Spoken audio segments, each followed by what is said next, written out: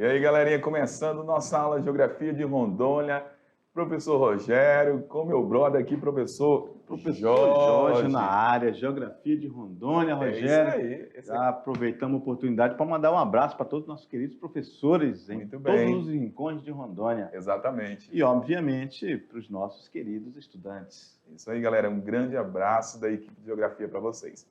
Beleza? A gente vai continuar com as discussões sobre o nosso querido estado de Rondônia e hoje a gente vai falar um pouquinho sobre o processo dessa transformação da paisagem de Rondônia, que com o passar do tempo, professor Jorge, por conta dos ciclos econômicos que se instauraram aqui na região de Rondônia, nosso espaço territorial, a paisagem natural, né, galera, como a gente vem falando para vocês, passaram por modificações e tem áreas que estão mais preservadas, professor Jorge, e outras áreas menos preservadas.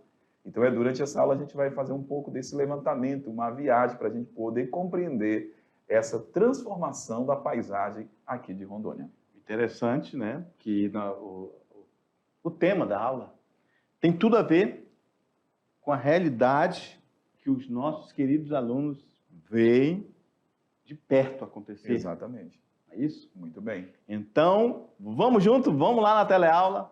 Aula 7.1, Rogério. O que nós vamos ver? Meio ambiente. Vamos falar sobre a questão da biodiversidade da floresta, que é algo maravilhoso, né, professor Jorge? É exuberante, porque nós vivemos aqui na região de Rondônia, no estado de Rondônia, e temos fragmento da floresta amazônica, que é tão exuberante, tão grandiosa e rica aí quando a gente fala da biodiversidade. Também vamos falar sobre a questão do desmatamentos e queimadas no estado de Rondônia. A habilidade a gente sempre quer que os nossos queridos alunos alcancem, que hoje é reconhecer as interações das sociedades com o meio físico e o processo de transformação da paisagem. Meio físico esse que nós vamos falar é floresta. Exatamente. E o processo de transformação da paisagem é a queimada, é a retirada dessa floresta que vai transformar esta paisagem. Muito bem. Não é isso, Rogério? Exatamente. Beleza. Então, nós iniciamos aí falando sobre a biodiversidade. O que é a biodiversidade, galera? Entenda aí como grande, né, a grande variedade de formas de vida dentro de um determinado espaço geográfico. Por exemplo, espaço geográfico de Rondônia. Toda essa questão aí que nós temos aí da variedade de animais e vegetais forma o que a gente chama de biodiversidade. São encontradas nos mais diferentes ambientes. E esses ambientes, né, professor? Pode ser o ambiente terrestre, pode ser o ambiente aquático. A palavra, galera, biodiversidade, ela é formada aí a partir da união do radical grego bio. O que é bio? Você já estudou lá na biologia. Significa vida. Mais a palavra diversidade, que significa aí variedade. Então, nós temos aí na palavra biodiversidade a variedade de vida, ou a variedade, né, de vários tipos de animais dentro desse determinado espaço geográfico. Pode ser um ecossistema, um bioma. Exatamente. Um microecossistema. Muito bem. E aí nós temos agora 2 mapas para a gente poder compreender a diferença entre a Amazônia e a Amazônia Legal. A Amazônia, quando a gente fala dela como floresta, a gente tem que lembrar o seguinte, e esse aluno nosso aqui da mediação já estudou essa diferença, né? Nas séries anteriores, professor Jorge. Temos 2 Amazônias. A Amazônia Legal e a Amazônia Internacional. Qual que é a diferença? Se é a Amazônia Internacional, eu estou falando que essa Amazônia está além do nosso limite territorial, além do limite territorial do Brasil. Abrangem outras nações que têm aí também dentro do seu território fragmento da floresta amazônica, certo? Perfeito. E, inclusive, vale salientar que são países que estão aqui, são nossos vizinhos. Exatamente. Não é isso? Muito bem. Colômbia, Suriname. Exatamente. A gente vai ver ele no mapa. Vamos lá, no quadro. Então, a Amazônia, que é esse primeiro mapa, a gente está falando, ó, da Amazônia Internacional. Olha a área da Amazônia Internacional. 7 milhões de quilômetros quadrados.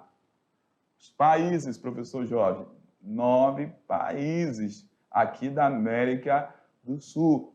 Como o professor Jorge falou há pouco, ó, estão bem próximos do Brasil, aí praticamente todos fazem fronteira com o Brasil, né?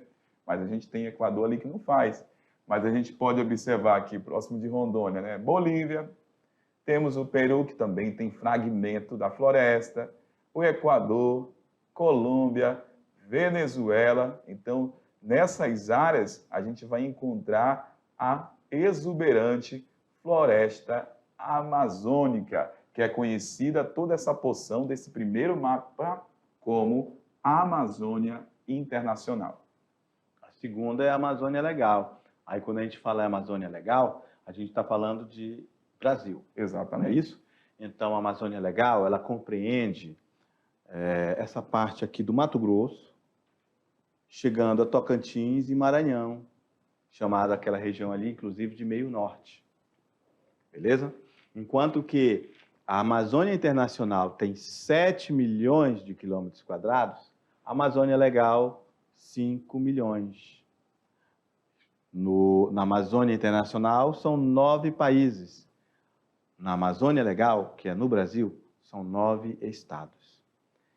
Na Amazônia Internacional, representa 50% do continente sul-americano, enquanto que a Amazônia Legal, dentro do Brasil, representa 59% do território brasileiro, ok? Tem a Amazônia, ela é considerada um bioma, ok? E também é uma floresta equatorial. 56% da população indígena brasileira usa a Amazônia como local de moradia. A Amazônia Legal, ela foi criada em 1953, durante o governo Getúlio Vargas. Qual era o objetivo? Era planejar o desenvolvimento econômico da região amazônica. Ok? Exato. Tranquilo. Então, guarde bem essa informação da diferença da Amazônia Legal para a Amazônia Internacional, galera. Aí nós temos aqui a vista aérea da Amazônia, que já estudamos também, né, professor Jorge, durante essa aula, durante o terceiro ano, aspectos da floresta amazônica. Olha essa floresta da Amazônia aí, exuberante, rica, muita água, e a gente consegue observar também a questão aí dessas vegetações de grande porte, às vezes tão grande que a radiação solar nem consegue atingir o solo. E, obviamente, se ela não consegue atingir o solo, é porque essas árvores são muito grandes. Exatamente. Essa região que a gente vê aqui, ela é uma região onde chove muito. E já falamos que essa linda paisagem que a gente vê, ela é responsável por fazer os rios voadores. Muito bem. Onde cada árvore dessa, de grande porte, representa, como se fosse, Rogério, uma espécie de bomba d'água que joga na atmosfera diariamente milhares de litros de água. Exato. Ok? E, obviamente, se você começa a retirar a floresta, estou riscando aqui, ó, começa a tirar, isso aqui deixa de ser um monte de bomba d'água que deixa de ser jogar água na atmosfera. Com certeza. É isso? Exatamente. E essa floresta também a galera do terceiro ano, ela é responsável também por absorver o CO2, o dióxido de carbono lançado na atmosfera. Então, a biodiversidade da Amazônia, como que é a flora? A flora amazônica ela é abençoada pela natureza. Olha só que texto bonito, né? Dizendo que é Bonito. abençoado, né? Verdade. Em meio à floresta há inúmeras espécies comestíveis, oleaginosas, medicinais, corantes, entre outras, que nem sequer ainda foi descoberta. Exatamente. Não é isso? Então, muito dessa flora tem valor farmacêutico, medicinal, Exato. é isso? Usado pela indústria farmacêutica, sai da Amazônia muito de fármacos que vão ser utilizados na indústria farmacêutica, ok? Ok. E, inclusive, é de interesse dessas multinacionais da área de fármacos. Multinacionais americanas, multinacionais francesas, Isso mesmo. entre outros, né? Das 100 mil espécies vegetais presentes na América Latina, cerca de 30 mil estão aonde, galera? Na floresta da Amazônia, que é a floresta amazônica. E a Amazônia, a vegetação, a floresta, ela é dividida. E essa divisão a gente até comentamos com vocês em aulas anteriores, e agora a gente vai aprofundar um pouco mais. Nós temos a mata de várzea. Essa mata de várzea está localizada em áreas baixas e sofre inundações periódicas. Conforme a encheia dos rios, os solos da várzea são extremamente férteis devido aos sedimentos depositados pelas águas dos rios. Daqui a pouco a gente vai ter um esquema, mas mais ou menos aqui, para a gente poder ver. Aqui eu tenho... Aqui é o rio. E aqui nessa região seria a minha mata, nessa região aqui mais próxima ao leito do rio, a minha mata de várzea. Então, quando há a subida, né, muitas das vezes, do aumento das águas dos rios, o que vai acontecer? Essa área vai ser inundada. Isso. Então, é uma região que ela sofre, alaga, né? Periodicamente. Exatamente. Se ela alaga, isso quer dizer que também tem momentos que está seco. Exato. Não está inundado. Não é isso? E o momento, quando seca, que é muito importante aqui para o desenvolvimento de atividades da agricultura ribeirinha, né, professor? Exatamente, porque esses solos de várzeas são férteis, ok? O que faz esse solo ser fértil? É os sedimentos. Quem traz esse sedimento? A água do rio. Exatamente. Por isso que essa água do rio, que o pessoal gosta de dizer que é suja, né? Uhum. Mas isso aqui são matéria orgânica em suspensão. Muito bem. Não é isso? Exato. Que são retirados de uma região e vai ser depositada em outra. Ou seja, é um trabalho que o rio faz, que a gente humanamente pensa que é um trabalho estático, né? Porque a gente pensa que o rio está ali paradinho e tal. Não. Mas olha só a curva que esse rio faz aqui, ó. Um dia, isso aqui vai mudar a posição dele. Exato. É isso, Rogério? Olha aqui, ó. Depois vem para cá, ó, essa força da água que ela está fazendo aqui, ó, vai um momento que vai fazer com que a curva deixe de existir aqui, ó. Exatamente. Vai passar reto. Muito É bem. isso, mas isso são séculos e séculos. Exatamente. Beleza, vamos lá, continuando. E as espécies da região de várzea, as principais são andiroba, jatobá, seringueira e sanaúma. Andiroba. Você já ouviu falar em andiroba, Rogério? Já não é um produto que... Isso, uma oleógena. Ela tira o óleo para fazer remédio. Exatamente. Passar em ferimentos. Ela é muito forte utilizada para conter inflamações, feridas, etc. E aí nós temos uma imagem que representa bem essa região de várzea, né, professor Jorge? Uhum. Então, essa região é inundada durante o aumento do volume aí das águas do rio. E aí depois a gente tem essa baixa do rio, e essa região próxima à margem do rio, ela fica aí uma área bem indicada para a produção da agricultura, porque os sedimentos ficaram depositados nessa região. A Mata de Igapó ela está localizada em áreas ainda mais baixas. E a inundação da Mata de Igapó, ela é permanente. Ok? Por esse motivo, encontra-se sempre, se é permanente, ela sempre vai estar alagada.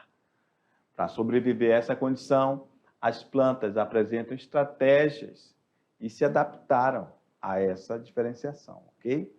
Exemplo das espécies de igapó são as vitórias régias, buritis, orquídeas e bromélias.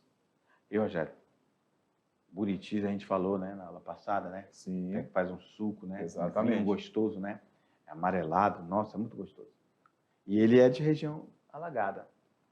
O buritis, quando você vê ele, você pode analisar. Ele está perto de área alagada. Muito bem.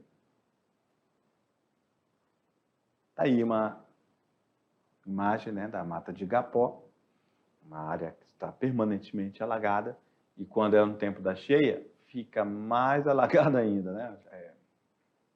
E esse tipo de vegetação, né, é adaptada, né, a esse volume maior de umidade, né? E a mata de terra firme? O que é a mata de terra firme? Já falamos, mas vamos relembrar. Encontrada nessa área da floresta amazônica, mais alta, é uma porção mais alta do relevo, não sofre inundações e as principais vamos colocar, plantas, frutos encontrados nessa região, a gente vai destacar aí, no caso, a castanheira, também, não só pelo fruto, mas também porque é a vegetação de maior porte dentro da terra firme. Dizem que é castanha do Pará, né? Outros defendem que não é castanha do Pará, é castanha do Brasil. Isso mesmo. Não é isso? Aí vai mudando, né? Afinal de contas, nós estamos em Rondônia. Exatamente. E tem castanha. Tem castanha. Não é isso?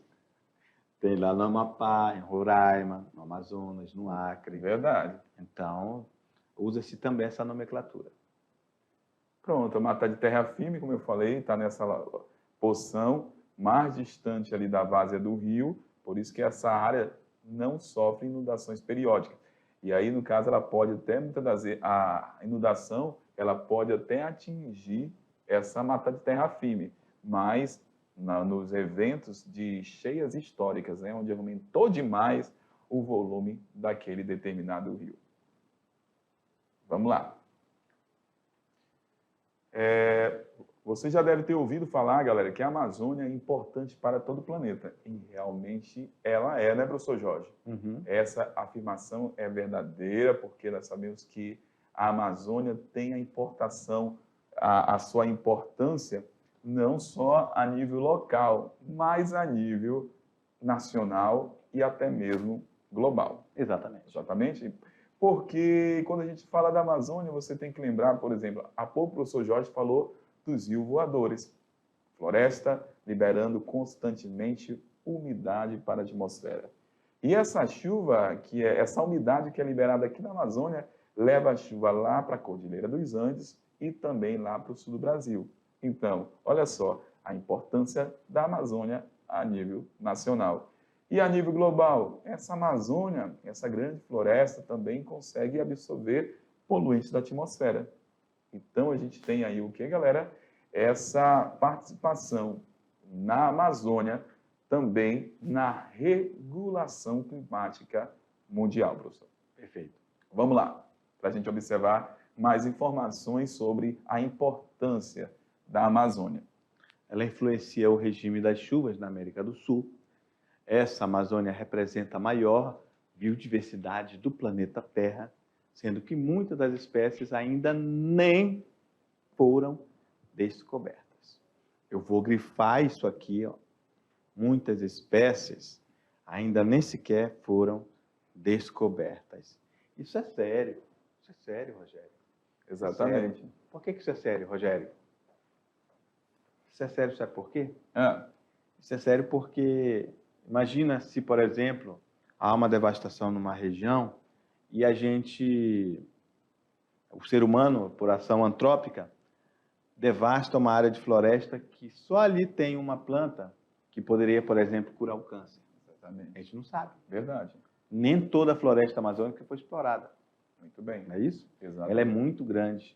Tem lugares ainda inexplorados. É isso aí. Então, pode ter certeza que muitas espécies ainda não foram descobertas. E, inclusive, já há relatos de que, inclusive, espécies já podem ter sido totalmente dizimadas do mapa e que nunca vai ser descoberta, porque não Isso existe aí. mais. Né? Então, Infelizmente, né? Infelizmente, é um caso sério. É isso aí, galera. Vamos lá no quadro? Ela influencia a Amazônia no regime de chuva da América do Sul, como eu falei há pouco dos rios voadores. E atua na regulação do clima mundial. Também armazena bilhões de toneladas de carbono. As florestas desmatadas liberam grandes quantidades de gases de efeito estufa para a atmosfera. Certo? Alguma observação, professor, em relação à importância da Amazônia a nível Brasil e a nível global?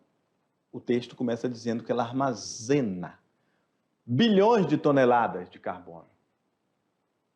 Mas, quando desmata, ela libera grandes quantidades de gases de efeito estufa, inclusive esse carbono que estava ali armazenado, porque ela, durante seu processo de desenvolvimento, principalmente quando ela é mais nova, ela dissolve o carbono e tem reações e ela pega esse carbono que é tão prejudicial para o meio ambiente, para o clima da Terra, e ela aproveita para o seu desenvolvimento, para o seu crescimento. Mas a partir do momento que acontece as queimadas, infelizmente, ela vai liberar, né, poluentes para a atmosfera. A fauna da Amazônia, professor Jorge, como que é? É a mais espetacular do planeta Terra. Existem felinos, roedores, aves, quelônios e primatas. Rogério, aqui tem até quelônios. Não é isso? Primatas. Olha só. Roedores, aves e felinos. Sem falar, né, também no mundo aquático. Exatamente. É isso? Muito bem. Beleza. A bacia hidrográfica possui maior diversidade de peixes do mundo, entre 2.500 e 3.000 espécies. Aí temos aí jaú, surubim, cachorra, matrixã, a piranha, tambaqui, são alguns dos mais cobiçados, principalmente de pesca esportiva, aqui na região amazônica. E fora os outros, né, professor Jorge, que tem mais aqui, mas aí são os principais. Surubim. É gostoso? Cozido, hein? É tipo um frango, né? Carne dele, né? Frango, parece gosto de frango, surubim, eu acho. É branco, né? É verdade. Esse peixe cachorro aqui, ó, Rogério, rapaz. É os que tem um bocão? Rapaz, não, e os dentes, né? É. Parece mesmo. E, mano, nem tente comer um bicho desse, que é muita espinha. Sério? É muita espinha. Mas esse aqui a gente conhece demais, né? Que, inclusive, ele é criado em tanques. É verdade. Né? Feito comercial. Muito bem. Que aqui em Rondônia, né? A produção dele para venda, né? Piscicultura, né? E esse menino aqui? Daí Jaú. Não conheço, não. Não? Não comi. É grande. Ele é grande e ele come outras espécies de peixe. É um peixe grande, meu amigo. É difícil até de pescar ele. Porém, a lista dos preferidos é encabeçada pelo tucunaré, famoso por ser muito bom de briga, mas é muito bom na panela também. O tucunaré, o tucunaré é aquele que a gente viu na aula passada, aquele que tem uma marquinha preta e amarela no rabo. Exatamente. Além disso, na Amazônia vivem 1.300 espécies de pássaros, 300 mamíferos. No total, a fauna da região totaliza mais de 2 milhões de espécies. muitas das quais encontradas apenas na nossa região. Alguns animais são para lá de exóticos. São os casos do peixe-boi, de mais de 2 metros de comprimento, o guará, de penas vermelhas, e o poraqué, é o peixe elétrico que libera carga de alta voltagem, sem falar de espécies já famosas como tucano, piranha, arara, papagaio, macacos, etc. Rapaz, esse bichinho aqui, ó, perigoso ele, hein? É o poraqué. Rapaz, Rogério, não fique muito perto do rio, assim, você vê água escura, perto da mata de igapó, que é doido para ter esses peixes aqui. Isso é perigoso, meu amigo. Se ele tocar em ti, tu vai ficar ligadão. Vai ficar ligado, de verdade. Ligadão nesse mundo ou no outro mundo? No outro mundo, eu acho. Que a descarga elétrica é grande. E tem relatos de que pessoas já foram mortas mesmo. Exatamente. Tem relatos também que que jacaré vai comer esse peixe aí, ele morre junto com o peixe, morre eletrocutado. A pessoa, cara? Tu sabe que o jacaré, né, é um animal de grande porte, né? Tá lá no topo da cadeia alimentar, né? Isso mesmo. Mas quando ele vê um poraqué, o poraqué detona ele também. Ele morre, mas ele leva junto. Beleza, vamos lá. A biodiversidade da floresta amazônica. Falamos há pouco que essa floresta realmente é exuberante. Nós temos aqui mais de 1.300 espécies de aves, 3.000 espécies de peixe, galera. 30.000 espécies de plantas, 1.800 espécies de borboleta, 427 espécies de anfíbios, 378 espécies de répteis e até 3.000 espécies de abelhas e 311 espécies de mamíferos. Então, olha só, essa quantidade, né, de ave, peixe, plantas, borboleta, anfíbio, são responsáveis por essa biodiversidade que encontramos aqui na Amazônia. Rogério, são números interessantes, números exuberantes para quem é um amante da natureza, para quem ama a natureza. Isso é muito, muito agradável de ver essa exuberância de vida, de fauna e flora na nossa Amazônia. No entanto, mexer nela é mexer no ecossistema. Isso. E pode gerar desequilíbrio ecológico. Exatamente. Não é isso? E começar a sumir espécies. Não é isso? Tem essa também, né, Rogério? Tem, com certeza, professor. Aí, ó, entra no nosso assunto, que é o desmatamento, que é a atividade humana que mais afeta a Amazônia. A área desmatada na Amazônia é maior que toda a França junta. Para se ter um exemplo da ameaça do desmatamento para a conservação da Amazônia, em 2001, as áreas desmatadas compreendiam 11% da floresta amazônica brasileira.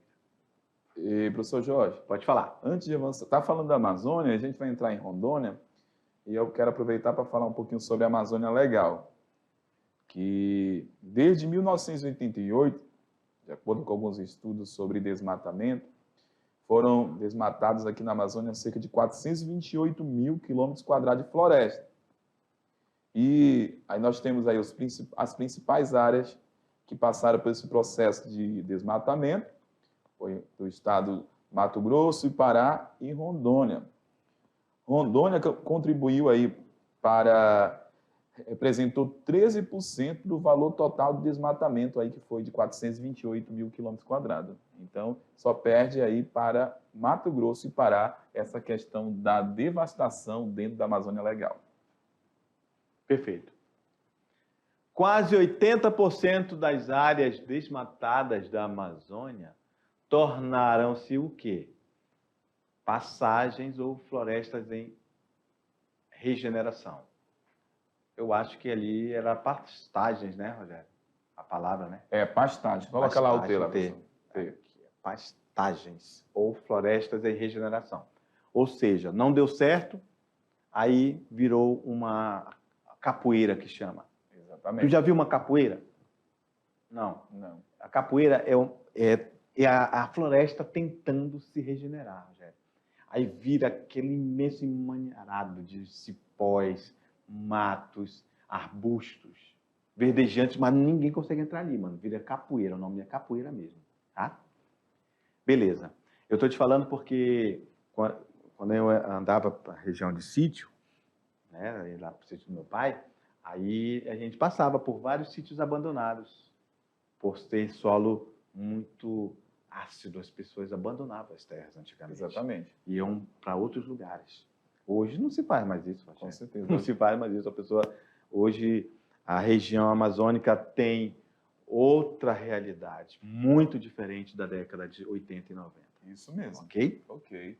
Entre 2015 e 2016, o desmatamento da Amazônia atingiu 7.989 quilômetros quadrados, conforme o INPE. O que é o INPE? É o Instituto Nacional de Pesquisas Espaciais, ou seja, são fotos de satélites enviadas para controles aqui do Brasil. SEDAM, CIVAM faz esse tipo de controle, IBAMA, Muito bem.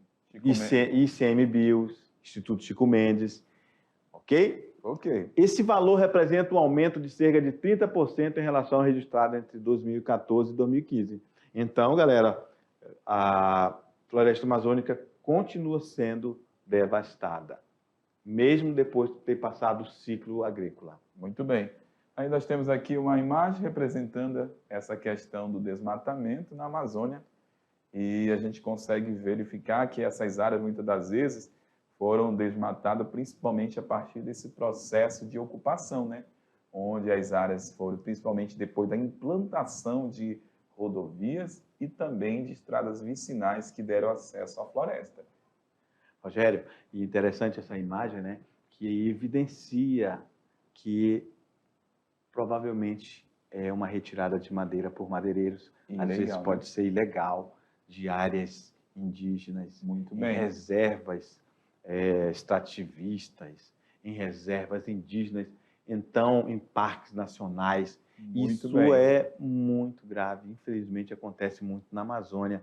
Por ela ser muito grande, Rogério, é difícil fazer o controle do escoamento dessa produção, dessa Isso retirada mesmo. dessa madeira, e geralmente, Rogério, é madeira de lei, De lei. ok? E também tem destino para os Estados Unidos, Europa, para a China, para vários lugares do mundo.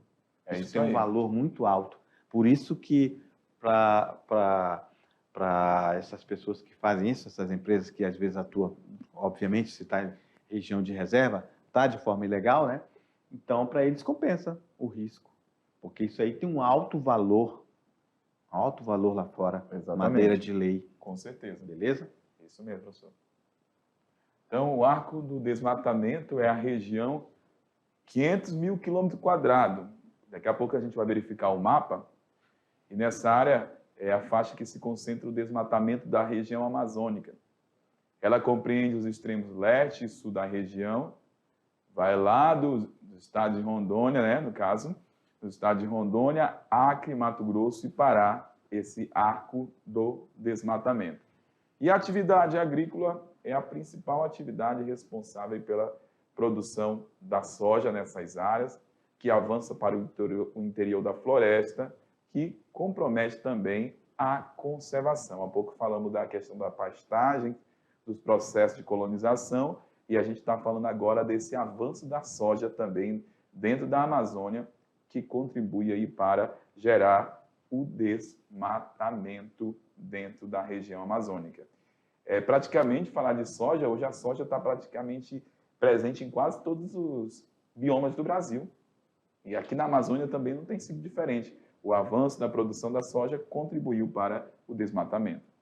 Temos aqui outro mapa, que é o arco do desmatamento, agora até 2012, e a gente verifica essas regiões que foram desmatadas, né, professor Jorge? Exatamente. Dentro do estado de Rondônia.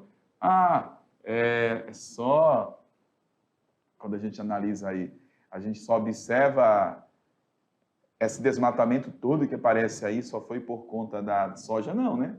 Não, tem outras os motivos, como falamos há pouco, colonização, garimpo, Os ciclos agrícolas. os ciclos agrícolas, tudo isso contribuiu para essa questão do desmatamento aí do Mato de Rondônia. Inclusive, né, Rogério, vai ser o tema da nossa próxima teleaula. Exatamente. Falar sobre esses projetos esses projetos públicos que foram feitos pelos governos anteriores, que, de certa forma, falando por questão ambiental, foram desastrosos. Com certeza. Vamos lá. E olha só, Rogério, então, olha só, essa região cor-de-rosa é ação antrópica. É isso mesmo. Olha só, Rogério, mas temos uma grande área também muito preservada em Rondônia. Exatamente. Ali, né? É isso? Exatamente. E aí a gente pode falar, aproveitar esse momento e falar que aqui em Rondônia, né, quando a gente está vendo aí o mapinha, a gente está vendo o mapa da Amazônia, né, mas a gente vai falar um pouco sobre Rondônia, que é o nosso estado. Aqui, galera, em Rondônia, Guajará-Mirim e Itapuã do Oeste são os municípios que apresentam a maior cobertura florestal. Então, a gente está vendo ali aquela região mais oeste de Rondônia, mais preservada, que é o local onde que esses municípios estão localizados. Só para você ter uma ideia, Guajará-Mirim tem 78% do seu território ainda composto por floresta. Itapuã tem 72,14%. Mas essas áreas aí mais centrais, Buritis, Ariquemes, Serijeira, Corumbiara, Alvorada, apresentam menos de 30% da cobertura vegetal aqui em Rondônia. Então, essa parte que a gente observa aqui em rosa, aqui mais a leste, na região central e leste, a gente tem áreas mais devastadas e tem municípios, como falamos há pouco, que tem menos de 30% da sua reserva original de floresta. Beleza, então a gente pode falar, Rogério, que nós temos muitas consequências com o desmatamento. Com certeza. E nós somos geógrafos, nossa visão é diferente de natureza, né, Rogério? Isso mesmo. A gente tem um olhar diferenciado, a gente vê pela importância que ela tem, não só de boca para fora, mas porque a gente estudou, né? A gente sabe a importância que tem disso para a nossa vida, para a vida no planeta, para a vida das pessoas e para as futuras gerações. Exato. É isso? Então, uma perda de biodiversidade, às vezes, ela é irreparável com o desmatamento, ok? Esse desmatamento vai expor o solo à erosão. Esse desmatamento perde serviços ambientais, tem um problema também, Rogério, da desertificação. Isso também está acontecendo, não é porque a gente está na Amazônia que não acontece, também acontece aqui na Amazônia. Obviamente, o desmatamento está relacionado com o aquecimento global. Obviamente, aquecimento global contribui para intensificar o efeito estufa. Por quê? Porque o desmatamento libera quantidades significativas de gases deste efeito estufa. Exatamente. Rogério do céu, é muita coisa. É muita coisa, mas só é a nossa introdução, porque teremos outras aulas que vão falar sobre os impactos aqui em Rondônia. Certo? Beleza. A gente volta já já para fazer a nossa revisão. Valeu. Tchau.